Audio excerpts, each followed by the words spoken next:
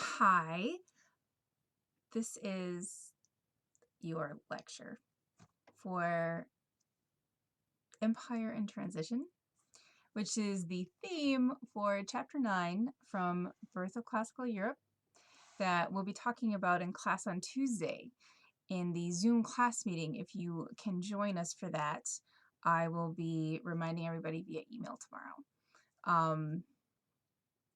I'm calling this a tipsy history because I don't want to get drunk. I'm here by myself and I don't want to end up just like, in a puddle on my office floor all night. Um, so I've had a couple drinks and that's usually enough for me.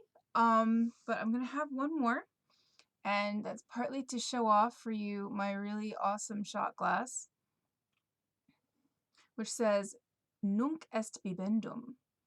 This is a famous line from one of the Odes of Horace, a famous Roman poet, and it pretty much means, yeah, now we gotta drink. Now is for drinking. So I've got my awesome shot glass.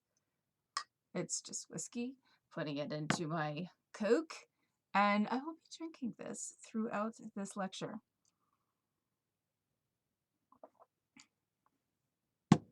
Okay. So because this is extremely low tech, I've got the PowerPoint here printed out, and I'm going to go through that rather than switching screens, which is going to I would just mess that up really badly. And I apologize for the constant reflection in my glasses, but I'm too tired to put in my contacts. So here we go. All right, so this is the last chapter of Birth of Classical Europe. So it has to wrap up a lot of the themes that it promised that it was going to cover throughout the book. And right away, you know that we're getting to the end of our time period, which means Augustine. We started off with, well, we actually started off before Troy, so they're kind of lying here, but Augustine, St. Augustine, who died at the beginning of the 5th century AD. So that's kind of where we have to bring our timeline up to. But the thing is that he died in like 429, some sources say 430. But the official end of the Roman Empire in the West wasn't until 476. And of course, in the East, it's not until 1453. So this whole book doesn't even end with the end of the Roman Empire. So why do we end with Augustine and not with Odoacer? Well, we're gonna talk about both of them in this PowerPoint. So, the themes for this chapter, yes, you had a PowerPoint slide on that. The stability of Greek and Latin culture. If it were not for this stability, there would be no such thing as a classical history class offered to you at MTSU today. So you are part of the stability and the legacy of that culture, because we still think it's worthwhile to learn, even though nobody speaks these ancient languages anymore except on shot classes. And then the evolving relationship between classical learning and Christianity. Now, that is something that we'll talk about more when we get to Augustine, because it will be the same people in this later period who are responsible for both. But it's kind of this story of one eclipsing the other. And, anyway, the spread of Christianity, which is something that I could really go on ad nauseum about, but I'm not gonna, because I don't want to get nauseous. And then increasingly interventionist central government. We're gonna talk about that right off the bat with Diocletian.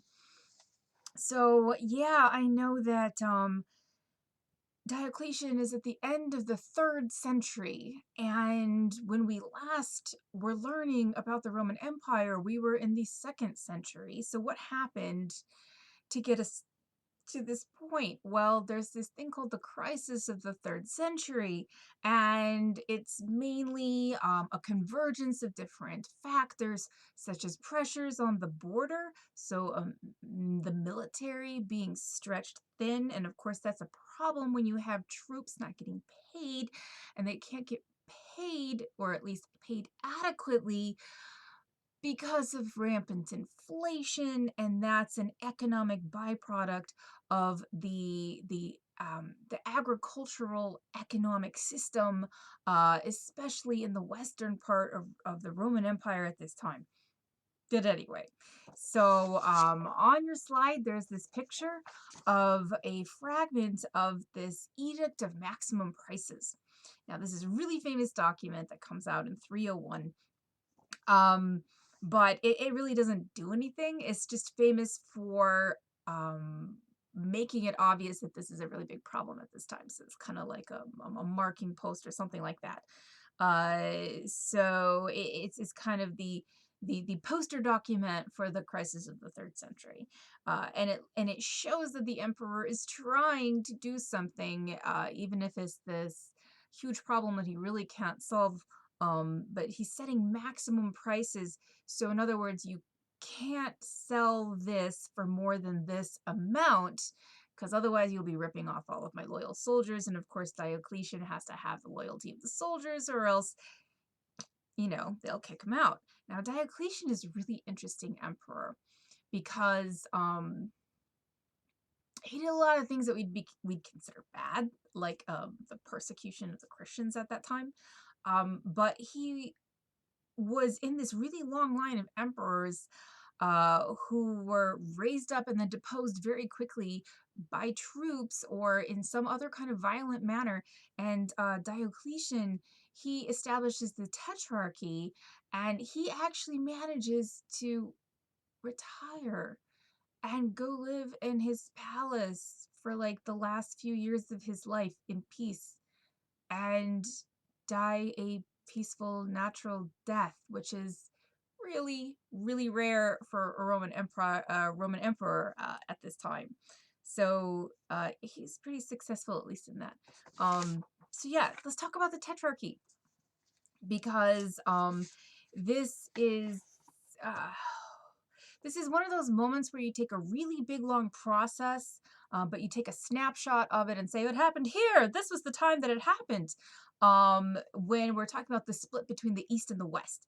Now, of course, in your book, you've seen all along that the parts in the eastern part of the Mediterranean have been urbanized and have been, oh, I don't want to use the word civilized, so I'm going to put little air quotes around it, for a long time, and they've had this very stable kind of culture with a larger population, a more densely packed population, the very Hellenized, for hundreds of years population, and that's very different from the kinds of the distribution of that kind of thing in the West. So we've been seeing this for a long time. So this kind of split between the East and the West is not something where Diocletian just chops it down the middle and says, okay, Greek speaking, Latin speaking, we're going to split you apart now. It's just kind of an official kind of recognition and designation that these are already very different and we're going to divide it up. And he was just doing it to make things easier to administer.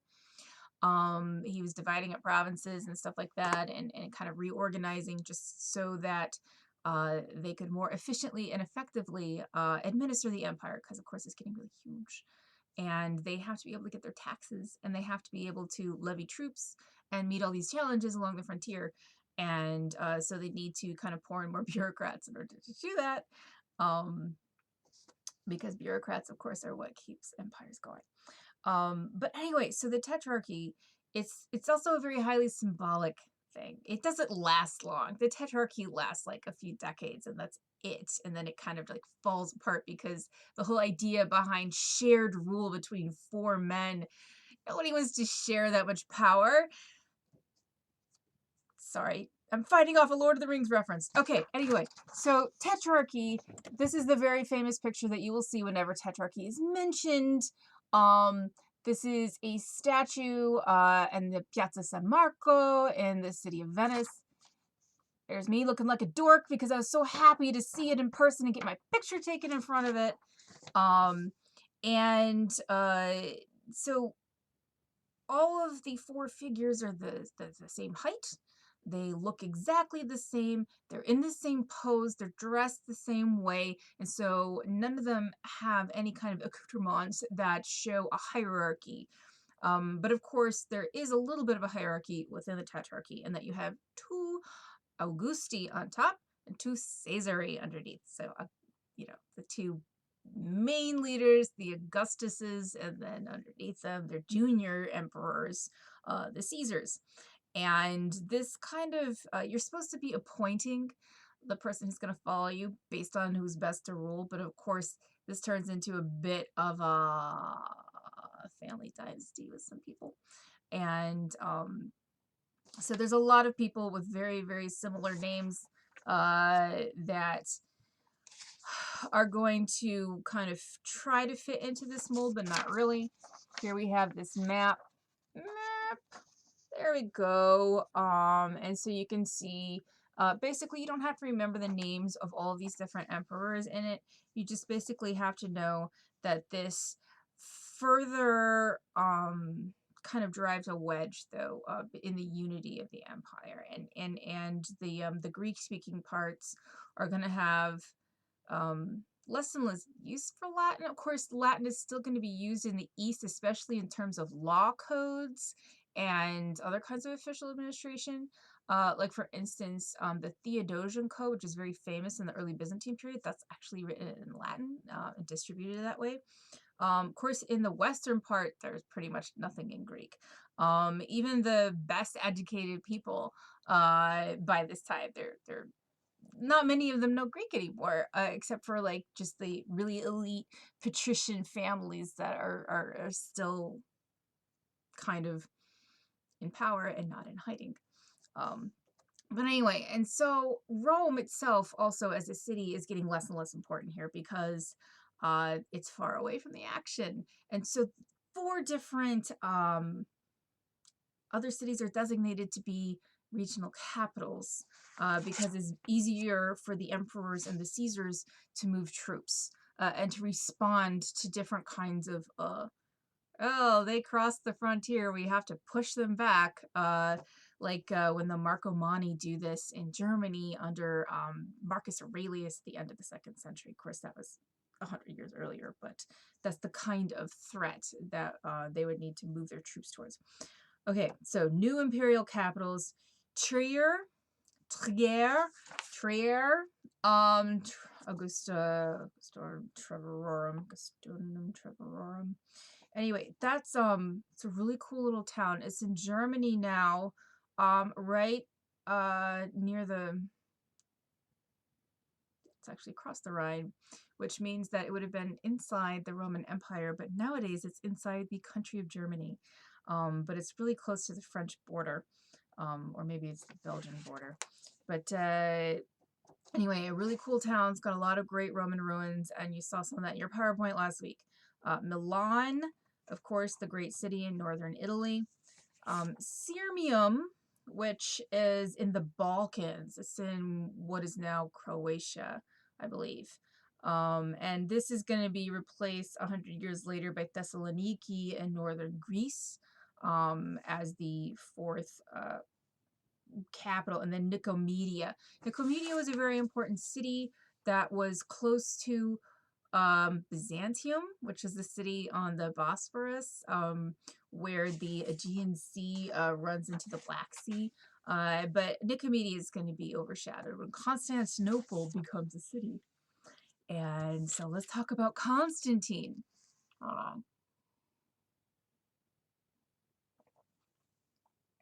That is Jack Daniels and Cherry Coke Zero. It is what it is. Okay, so Constantine was one of these junior emperors who anyway, his father was a senior emperor at one point. he it doesn't really matter. What matters is that he ends up defeating all the other people in the tetrarchy, because this is kind of what's going to happen. It's almost inevitable. And Constantine takes out his rivals. Of course, this happens over the space of years, because these things don't just happen overnight. But there's this very famous, it's kind of passed into lore, this very famous episode where he's fighting Maxentius, who is his rival in the West. And at the Battle of the Milvian Bridge, and this takes place in the year 312. Excuse me. And it's recorded later by Eusebius, the guy who wrote that church history that you read about in chapter 9, that before this battle, Constantine has a vision of the Chi Rho, which is an early Christian cross. It's made up of the first two letters of the Greek word Christ, Chi and Rho. Oh God, I can't do this backwards. You get it.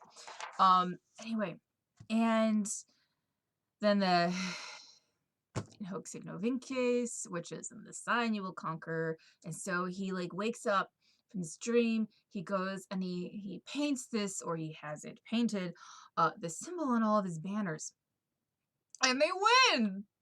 And so it's at that point where he converts to Christianity. So Eusebius says. Now, of course, Eusebius would want to portray his patron as this big hero for Christianity, and this whole moment of conversion is kind of a literary trope in a lot of these writings too, and it's not really painted as it probably was, which was also a political decision, because by the early 4th century Christianity is very widespread, and but it's by no means like dominant throughout the elites of the population, but it's very entrenched by this time. And so Constantine hitches his horse to that wagon, and the thing is, he doesn't make Christianity the overall religion of the Roman Empire at this time. That happens decades later, at the end of the 4th century under Theodosius. He just makes it not illegal. But not just that. Okay, it's not just that he makes it not illegal, but that's a huge thing. He also makes it, he also ends up patronizing the building of a lot of churches. And so he pours a lot of state money into all these church foundations. And he also presides over one of the very earliest ecumenical councils at Nicaea in 325, because he wants unity and stability. And so since he's decided that he's going to support these Christian bishops, they need to come on board with him on this, let's be unified, because all y'all Christians out there have a lot of different beliefs floating around, and we have to make sure that y'all are thinking the same thing as when it comes to the Trinity. Is Jesus divine? Is he just the Son? Is he the Son and is he God? All these things were very much up in the air, and Constantine wanted everyone to be on the same page, because he was a politician, not a theologian, and he wanted them all to get their ducks in a row. And so he forces them all to meet together and to decide. And of course, this is when the theology, the doctrine of the Trinity comes out in the early 4th century. And that's actually very, very important for the early church, but they spend the rest of the 4th century fighting about it anyway. Okay, and so he builds himself a new Rome, Constantinople, out of this old city. Okay, there was already a city there. It's not like from scratch. But anyway, so it started off being Byzantium, which of course is where we get the word Byzantine for the Byzantine Empire, which is going to last 1,000 years. And it's very, very cool if you want to read more about it. Anyway, so he builds this city starting in the year like 330, and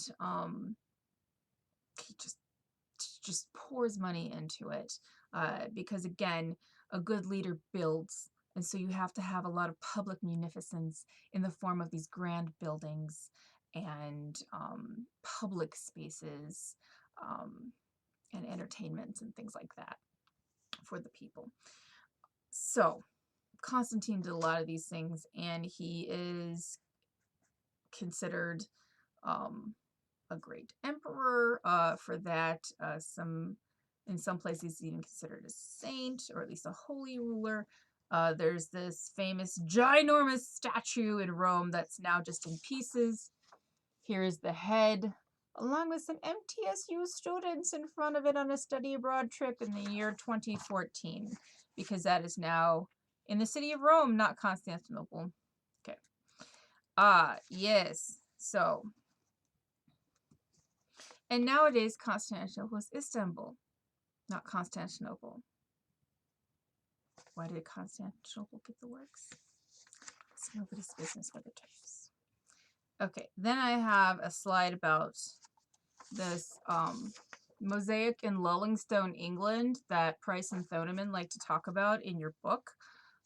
Basically just showing the persistence again of the Greek and classical mythology and learning, and the use of Latin, classical Latin, of course, whereas Latin is quickly changing and morphing into what will become medieval languages later on. But anyway, so the persistence of this, even as far north as England, which is actually going to become de-Romanized pretty quickly. Once the Romans pull out, I think at the very beginning of the 5th century, they're going to pull out of England, Britain completely. So and of course, they're actually leaving behind 400 years worth of structure. Not so much of that government-wise is lasting, but some of the buildings will definitely become the fabric of later churches, and some of the temples will be reused as well. And then of course you have like some really great archaeological excavations at like Bath and other places, Colchester and stuff like that. But yeah, so the Romans were there for 400 years. It's actually a pretty long time when you think about it. But also, after that, you get influxes of Angles and Saxons and that kind of thing from the continent, and that's why in Britain they don't speak a Romance language. They speak English, and that's why we speak English. Ta-da! Okay, and then I have a slide of a really cool archaeological site in a place called Aphrodisias, Turkey. It's now in Turkey.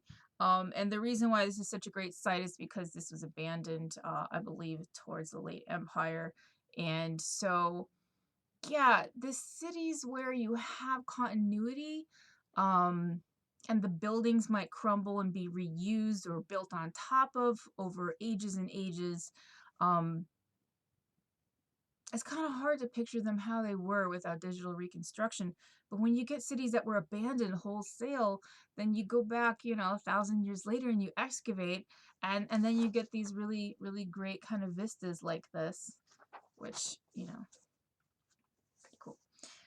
Yes, so I'm using this slide to kind of talk about one of the things that the rise of Christianity did for these Roman cities, because we've already talked about how cities is what provides the kind of, it's like the nuclear family of the Roman Empire. It is the economic atom.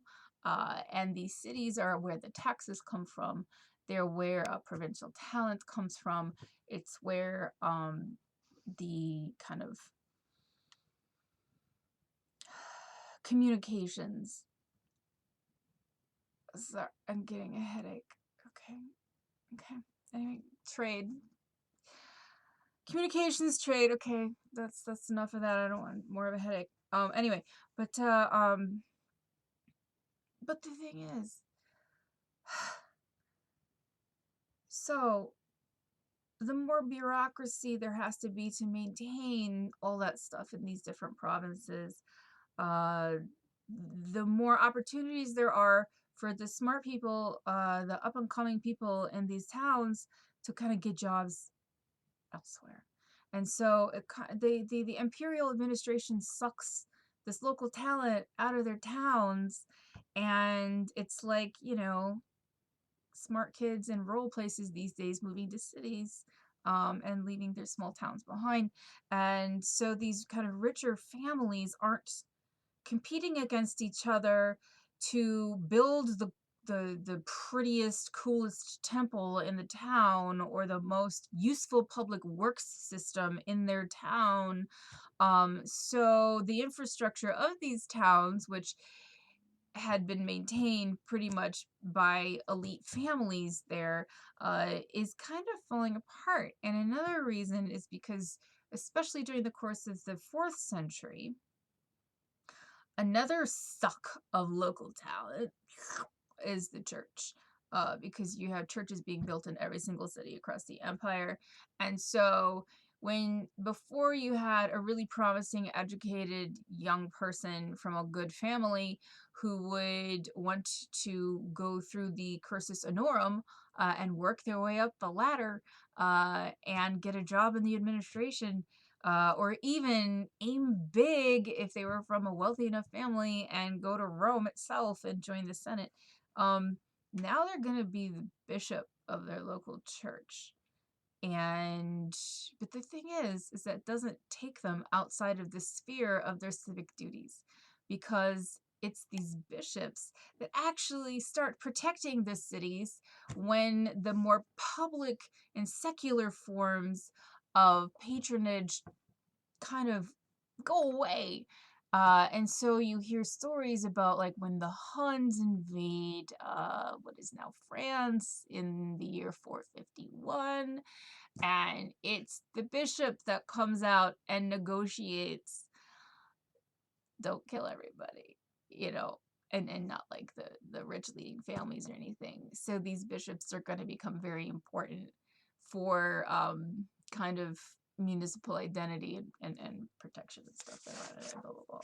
Okay, rise of Christianity. Okay, I wrote a lot of stuff on these slides. I hope that you read them. I'm not going to read straight off of this, but what was I saying in this one? St. Peter coming to Rome. Yep. Reliance on doctrine. Yep. Well, yep. Doctrine. Gotta have that. Well, yeah, and so during the third century, there's lots of persecution of Christians, and that's kind of how you know that they're getting more widespread, is because they're getting persecuted more. Anyway, so and it's not like constant, and it's not every single emperor, but there are a few periods that are really bad. And that's where you hear the Christians being thrown to the lions in the Colosseum. And there's a really great hagiography of the lives of St. Perpetua and Felicity, which is mentioned in your book. They're North African. And it's really psychedelic because one of them has this dream that she talks about, like, the night before she gets thrown to the bears or whatever. Um, and it's kind of like the book of Revelation, but anyway, uh but it shows that there's it's very, Christianity is very widespread, and also this chance to be martyred. uh they they're not shying away from it. Now, nobody wants to be martyred, and a lot of Christians actually, they work with their bishops to find a way to, okay, how can we sacrifice to the Roman gods and escape being murdered for it, but still not feel guilty about abandoning our Christian beliefs for 1 second, in order to not be murdered. And so, after the periods after these great persecutions are when the church comes together and it's like, okay, what are we going to do with these people who lapsed? They lapsed, and they weren't strong enough to go and be martyred. So what are we going to do with them? And so, a lot of different communities forgave them and kind of brought them back into the fold, and some of them did not. That's another story. Anyway, so yeah, and so the once Christianity's legal, you can't be martyred anymore. Shucks. What are you going to do to prove your faith when you can't be thrown to bears for it? Well, you can renounce all worldly pleasures and become an ascetic monk out in the countryside. So some of them did that, but of course not all of them could choose that. Anyway, heresy, yep, lots of heresy. Oh, I want to say about heresy. So, a lot of people think that when you have these barbarian invasions of like Germanic tribes in particularly in the 4th and the 5th centuries, that, well, if they're barbarians, they must be bloodthirsty pagans, right? No, um, no. By the end of the 4th century, and definitely in the 5th century, most of these people are Christian also. Um, yeah, the Goths, that kind of invade the Roman Empire, they're Christians. But the thing is, they're not the right kind of Christians. They're Arian Christians. They're not Orthodox Christians. And we use the word Orthodox now because that just means they won. So they get to be the right ones because that's what Orthodox means.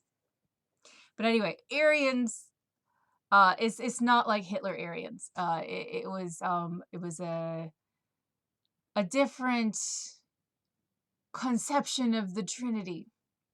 That thing again. And if you didn't go to Sunday school your first 18 years of life like I did, then you can just Wikipedia it because I'm not going to explain it right now. It's been 15 years since my dissertation, so I don't remember all that stuff. Anyway, so let's look at how some of the early Christians worshipped. Because in the like 1st and 2nd and 3rd centuries, of course, there were no churches, no buildings that were official churches, of course. So Christians met not really underground, although sometimes underground in like catacombs, but like metaphorically underground in like people's houses, like a rich person would convert to Christianity but keep it on the down low, so that their reputation and possibly their lives wouldn't be ruined. And then they just have these meeting places, and some of these kind of, well, would have been the earliest kind of churches because they were these meeting places. And so, like, you have this example of this very famous one called Dura Europos. It's in Dura Europos in Syria, a very heavily Christianized area. Oh my God, I can't do this right. Okay, that's a little better. 3rd century, but you can see that it's got these frescoes, some of which are still there. And this is extremely the Good Shepherd. Very, very, very early depiction of Jesus. So pretty cool stuff. So yeah, they would meet in places like that. Now Christianity was not the only up and coming religion of these first few centuries. I think you read about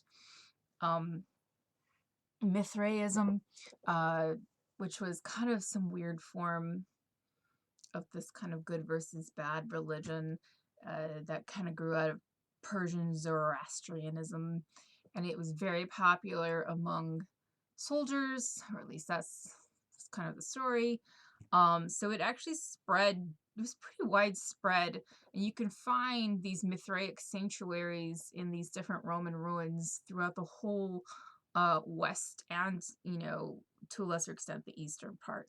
And so, like, there's this, if you ever go to Rome, go to the Church of San Clemente. And you can also just go to their website. Where's my finger? Okay, this is backwards. It's like playing Zaxxon. Okay.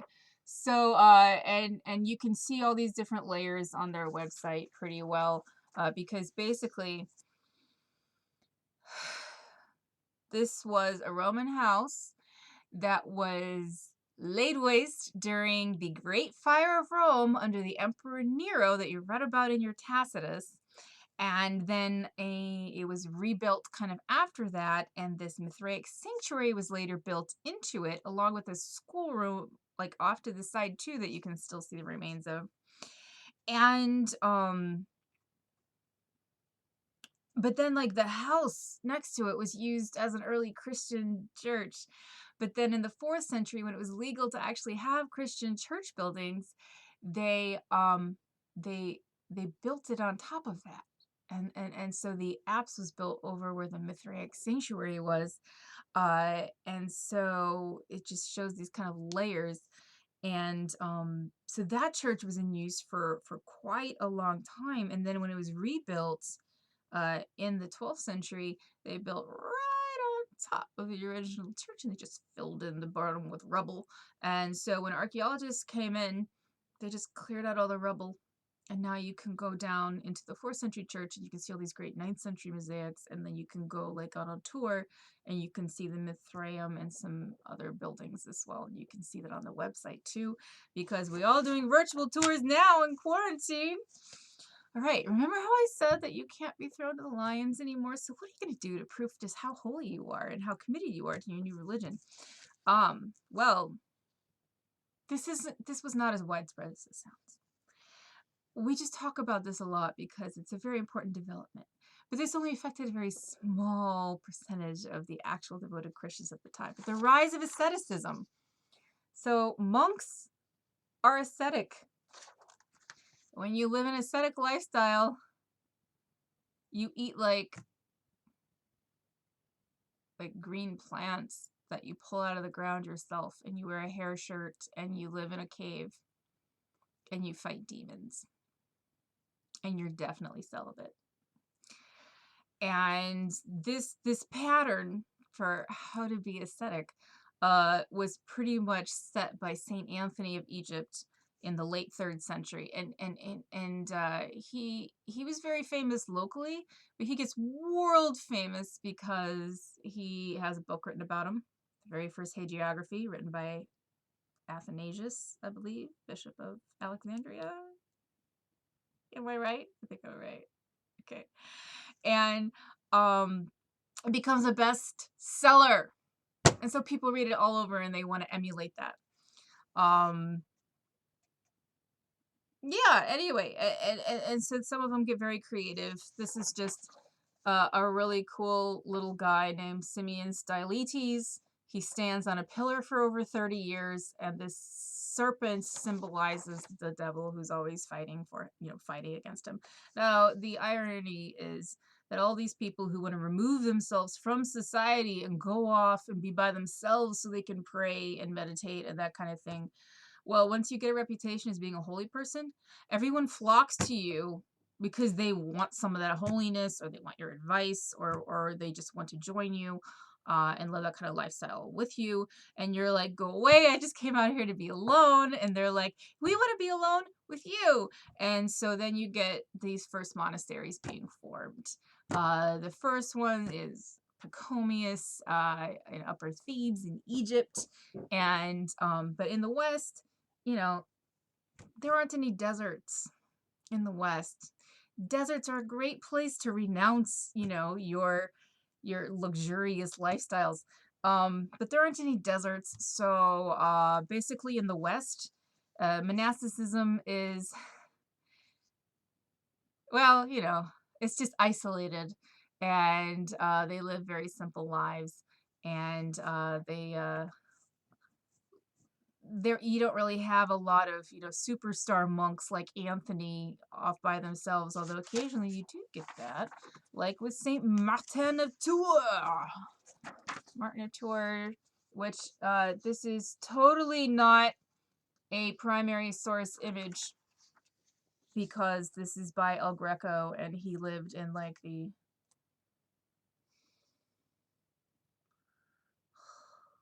I'm going to be vague and say early modern period. Anyway, 1,000 years later.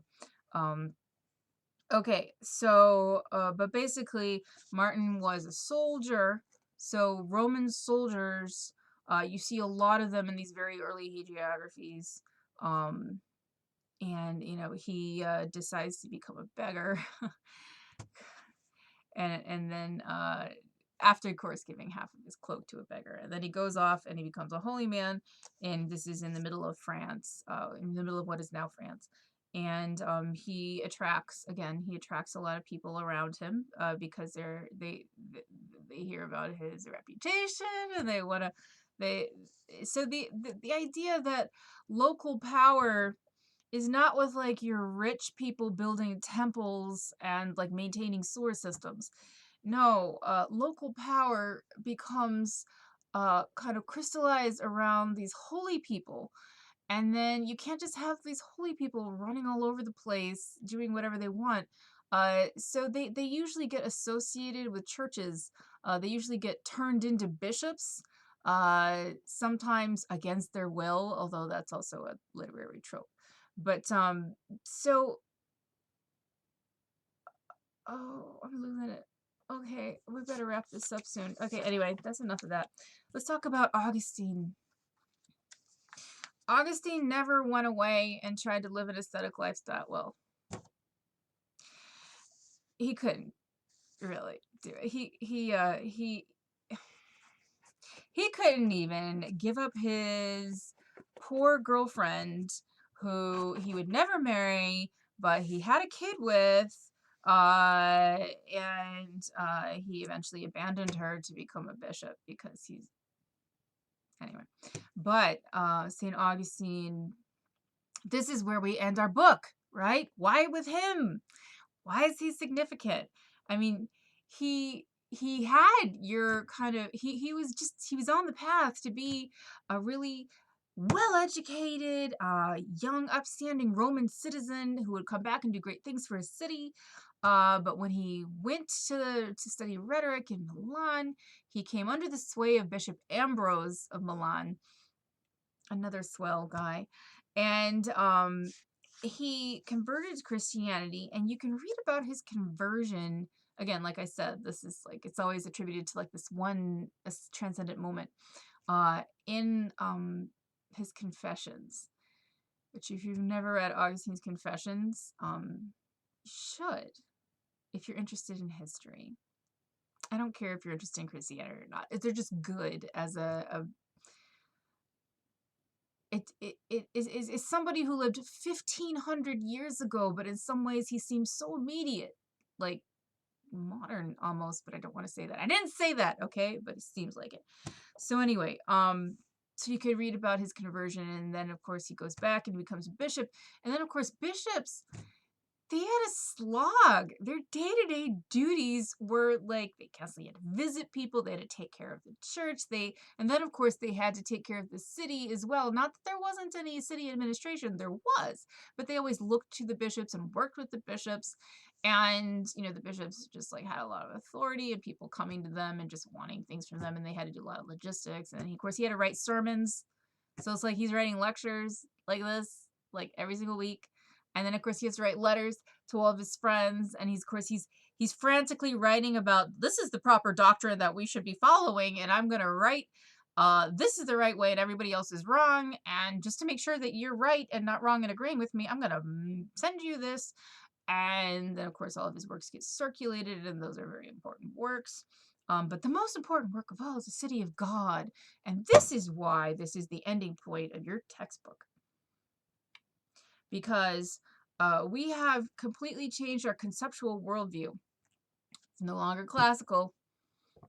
It's medieval now. It's medieval because we're taking the chronology of the Trojan War and everything. Remember how from the very beginning, all these different Greek people and these Greek cities, they formed their identities by connecting their towns and their places to this mythical past, like it was a real place and a real thing that happened in real time. And so that was kind of how they formed their worldview, that all these things were important and all these things were real and all these things um, gave them importance and kind of gave them a way to kind of navigate through the world and through the mental universe as well. And so Augustine is shifting that forever, irrevocably, to the Christian formation of the universe and of chronology itself. And so he's like, yeah, that'll happen, but that's all within this larger, if you step back, the larger concentric circle of the Judeo-Christian world. And he argues that Christianity is actually older than Judaism. And so basically that all that classical history stuff, That's important. Augustine loved reading his Cicero, but actually his pal Jerome was even more in love with his Cicero, and he had this dream where somebody came to him and said, "You won't give up your Cicero," and he's like, "Oh, I'm so sorry." But anyway, that was Saint Jerome. Oh, who, by the way, translated the Bible into Latin um, from some of the original languages, Hebrew at least, and Greek. And that actually became the basis. That wasn't the Latin version of the Bible that Augustine was using, but it became the basis for the Latin version of the Bible in the West, the Vulgate. And that is what not Saint James, King James used for his King James English translation at the beginning of the 16th century. Anyway, so the city of God. But the earthly city, which shall not be everlasting, for it will no longer be a city when it has been committed to the extreme penalty, has its good in this world, and rejoices in it with such joy as things can afford. But as this is not a good which can discharge its devotees of all distresses, the city is often divided against itself by litigations, wars, quarrels, and such victories as are either life-destroying or short-lived. For each part of it that arms against another part of it seeks to triumph over the nations through itself in bondage to vice. If, when it has conquered, it is inflated with pride, its victory is life-destroying. But if it turns its thoughts upon the common casualties of our mortal condition, and is rather anxious concerning the disasters that may befall it, than elated with the successes already achieved, this victory, though of a higher kind, is still only short-lived, for it cannot abidingly rule over those whom it has victoriously subjugated. So, he's comparing the city on earth and the heavenly city. And he's saying, well, you know, they might win a few things and get really cocky, which is short lived, or they might be a bit more thoughtful about it, but that's still short lived because they can't rule properly that way. But the things which this city desires cannot justly be said to be evil, for it is itself, in its own kind, better than all other human good. So these cities, the network of cities that has held the whole Roman world together, it's not evil. It's actually the basis of society, and he knows it.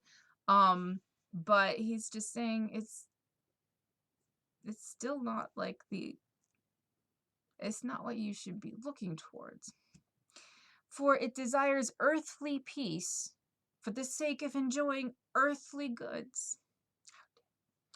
And it makes war in order to attain this peace. Ironic. Since if it is conquered and there remains no one to resist it, it enjoys a peace which it had not while there were opposing parties who contested for the enjoyment of those things, which were too small to satisfy both. Hold on.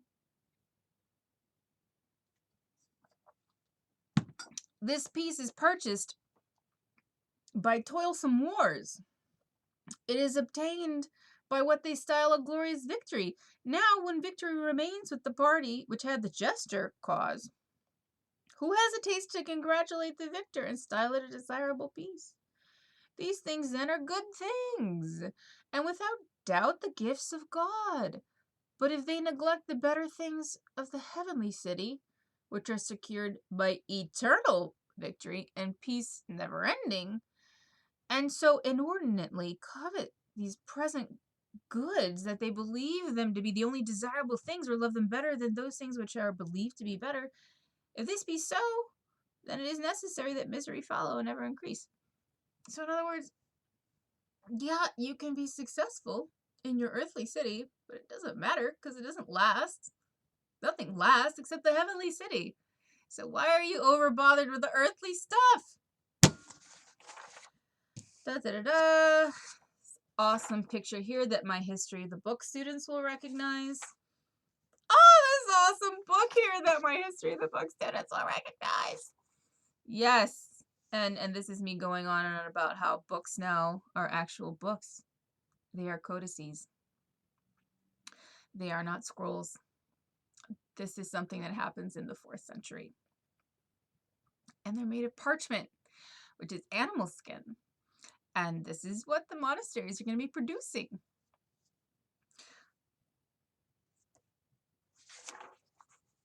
And the importance of text for the development of Christian doctrine. Okay. Oh, barbarian invasions. Okay. I have not reviewed this in a while, but I do remember that, okay, barbarian invasions.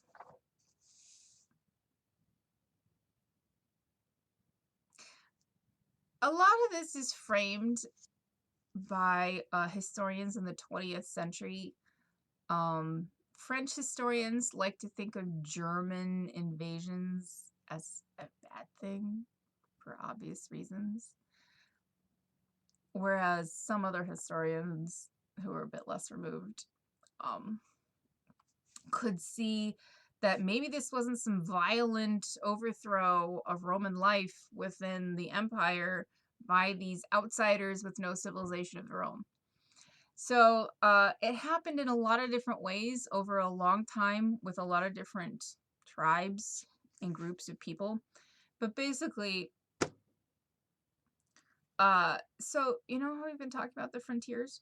Well, there's been a lot of going back and forth over these frontiers. So even though the Roman Empire doesn't extend beyond the Rhine or the Danube, that doesn't mean that communications haven't and trade haven't gone across there. And so all these different groups that have been living in the Eastern Europe, whatever, but a lot of them actually kind of become used to dealing with Rome, and a lot of them learn the language and they become familiar with the structure, and a lot of them actually serve as mercenaries in the Roman army and get kind of Romanized in their own way. And so it's not like you have this like, well, you do have the Roman army being all disciplined and in formation and that kind of thing. And yeah, you have some barbarian hordes and stuff like that, like you can see in one of the opening scenes from the movie Gladiator that I put on your playlist. But but uh, they're not without civilization. They have their own structure. And like I said, by the late 4th, early 5th century, a lot of these are Christian. And a lot of the leaders were trained in the Roman army. So you get a lot of people serving in the Roman army, and then also serving in these German armies. And then a lot of these groups across the border, they're under pressure from other groups that are pushing them and fighting with them, and they just want protection. So some of them do cross the border and are violent, and they take over, and they don't play nice with Romans, like the Vandals that made it all the way through Spain and down across northern Africa, and were at the gates of Hippo Regius at the time that Augustine was dying in the early 5th century. And they rule North Africa for at least 80 years. But so I think, oh man. Anyway, but some of them want protection from the Romans from these other more serious threats, and so they actually bargain to bring their followers into the Roman army. They make deals with the Roman administration, and so they basically, that's called accommodation. And of course, this didn't happen to everyone, but this happened to several different groups, like the Visigoths for one. And so the idea is that they get settled in a certain area, and they don't displace the people there, because in the West you've got a lot of space, and so you can like settle people in one space next to the people who are already living there, and basically you're giving them the tax revenues of the area so that they can actually live and support themselves. And of course, a lot of them join the army and fight against these threats and stuff like that. So it gets kind of mushed like that. And that happens over a couple hundred years. So it's not like this all of a sudden the dam breaks and the German hordes come in and take over the Roman civilization, and plunges it into the Dark Ages. That bullshit. Alright, but anyway, but the Roman rule in the West, like the emperors were basically nothing in the 5th century. They were like figureheads in the West. And so it's these strong men who lead these armies and have this military experience and are making deals with different groups that pretty much call the shots in the West. And so one of them, Odoacer, he was a Visigoth and he was heavily Romanized. And he got the recognition from the Eastern Emperor, Zeno, to kind of style himself as a king, although not an emperor. No, wait, Zeno would have allowed that. No, but as like some sort of king, and he basically just like took the very last official Roman emperor, Romulus Augustulus. What an ironic name, Romulus and Augustulus. Augustulus means little Augustus. Anyway, in 476, he sends him packing. He's like, whatever, you're nothing. And so then Odoacer becomes king of Italy. Not king of the entire West, no, because the West is pretty fragmented at this time. And then he himself is killed by an Ostrogothic king, Theodoric, who I did a caffeinated history episode about. If I can ever find that, I'll put that in the playlist because he's a very interesting person. He ruled from Ravenna. Anyway, theories of the end of the Western Roman Empire, Part 1. Edward Gibbon. He wrote this epic history of the decline and fall of the Roman Empire in the late 18th century. So this is a work of the Enlightenment. And basically, his interpretation is that the Roman culture, it wasn't that barbarians just come through and destroy everything. No, Roman culture had decayed from the inside because it was so decadent. And he blames all these idle mouths. So in other words, people who are rich or they do nothing for society. He also includes Christian monks and stuff in that because all they do is like sing and chant from their churches and they don't like build anything. I don't know. And so that when the barbarians do invade, it's easy. Like half their job is done. Okay. Theories of the end of the West Roman Empire, Part 2. Henri Pirenne. He's a French historian. He wrote his important work, Muhammad and Charlemagne, in 1937. And you know what France is going through in 1937. So that's the context for this. But anyway. And he takes a long view.